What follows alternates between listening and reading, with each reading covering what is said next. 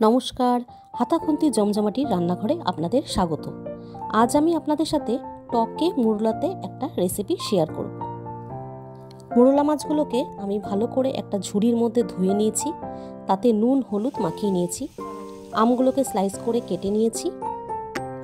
কড়াইয়ে দিয়ে দিয়েছি তেল গরম হলে তাতে কালো জিরা ফোড়ন দিয়ে আমি মাছগুলোকে ছেড়ে দেব।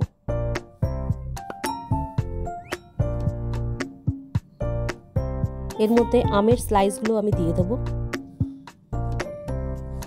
মাছগুলো যেহেতু খুব শুকি হয় আর ভীষণ নরম হয়, তাই আমি এখানে খুন্তির ব্যবহার করব না। কড়াইয়ের দুটো মাথা ধরে আমি মাছগুলোকে উল্টে পাল্টে নেব। আপনারা এই মাছ রান্না করলে ঠিক এইভাবেই করবেন, তাহলে দেখবেন মাছগুলো ভাঙবেও না, গোটা গোটা থাকবে আর দেখতেও ভীষণ ভালো লাগবে। ঝোলের জন্য আমি এতে জল মিশিয়ে দিচ্ছি।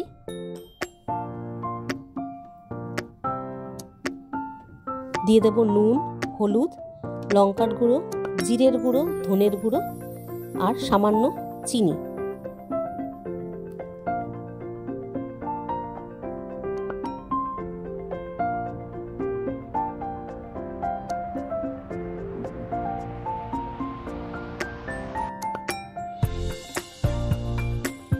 কিছুক্ষণ ঝোলটা ফোটা পর্যন্ত অপেক্ষা করব।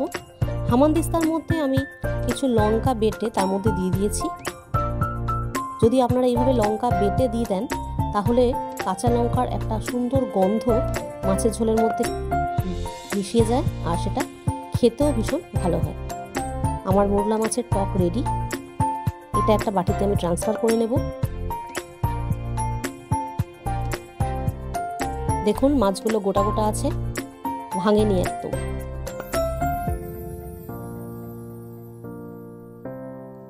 কাঁচা আমের সিজন চলছে এখন, আপনারা এই কাঁচা আম দিয়ে এই মাছটা অবশ্যই ট্রাই করবেন।